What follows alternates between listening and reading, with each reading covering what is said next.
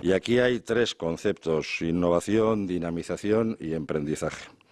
El Kartegi de Getxo en sí mismo, este edificio es un edificio innovador. Vemos la expresión evidente de la apuesta conjunta que la Diputación Foral de Vizcaya y el Ayuntamiento de Getxo estamos desarrollando por la dinamización económica de nuestro municipio y con él de todo su entorno.